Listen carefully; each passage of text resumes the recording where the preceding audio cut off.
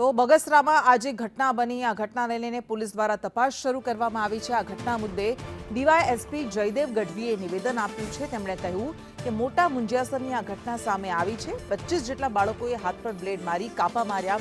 બાળકોએ એકબીજા સાથે શરતમાં કાપા માર્યા હતા। અંદરો અંદર શરત કરીને આ બ્લેડના ઘા માર્યા। બ્લેડ મારે તો 10 રૂપિયા આપતા હતા, બ્લેડ ન મારે તો 5 રૂપિયા આપવા પડતા હતા। આવી શરતમાં જ તેમણે પોતાના હાથ પર કાપા માર્યા। આ એક ઢેર આપવા જેવી રમત રમી રહ્યા હતા। બાળકોએ પોતાની રીતે જ આ રીતે બ્લેડ મારી હોવાની ઘટના સામે આવતા વાલીઓ સાથે શાળાએ બેઠક કરી છે। તો બેઠકમાં ચર્ચા બાદ બાહેધરી પણ આપવામાં આવી। આવા પ્રકારનું કંઈ જ કામ નહીં કરવામાં આવે તેવું બાળકોએ પણ કહ્યું છે।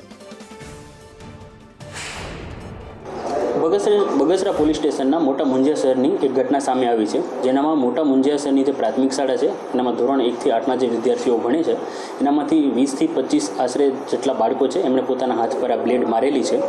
અને આ જે ઘટના બની છે એનું મુખ્ય કારણ એવું છે કે જે બાળકો છે એ પોતપોતાની જોડે રમતમાં એકબીજા જોડે શરત મારે, બેટ મારે કે જો તું આ હાથમાં જો પોતાની રીતે બ્લેડ મારીશ તો એને 10 રૂપિયા નહીં આપવાના, જો ન મારે તો એને બ્લેડ આપવાનું। એટલે ઇન હવે ડેર જેવું છે આ ગેમ। જે બાળકો છે એ પોતાની રીતના આવી રીતના જે પોતાના હાથમાં છે એ આવી બ્લેડ મારેલી છે।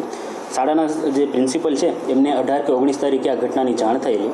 21 તારીખને એમણે જે શાળાના જે વાલીઓ છે એમની મિટિંગ બોલાવી અને એનામાં તાલુકા જે કેળવણી નિરીક્ષક છે રમેશ માલવિયા એ પણ હાજર રહ્યા હતા અને બધા બાળકોને અને વાલીઓને જાણ કરવામાં આવી હતી। અને જે બાળકો છે એમણે પણ ભવિષ્યમાં આવી કોઈ પણ કૃત્ય નહીં કરે એવી બાંહેધરી આપી હતી।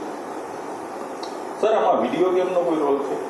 એઝ ઓફ નાઉ વિડીયો ગેમનો કોઈ રોલ સામે નથી આવ્યો અથવા કોઈ પણ બાળકે કોઈ મોબાઈલમાંથી જોઈ અને એવું શીખ્યા હોય એવું અત્યાર સુધીમાં જાણ નથી કરી।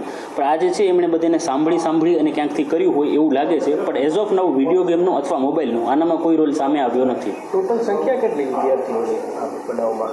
ટોટલ બનાવમાં આજે આશરે છે એટલે 20 થી 25 બાળકો આનામાં સામેલ છે અને એમને હાથ પર આટલી જે છે એ નાનકડી ઈજાઓ મળેલી છે। આ ઘટના એવી રીતના બની છે કે જે બાળકો છે એ પોતાનું જે પેન્સિલનું જે શાર્પનર હોય એની બ્લેડ છે એ સંભાવ કાઢી લેતા હતા।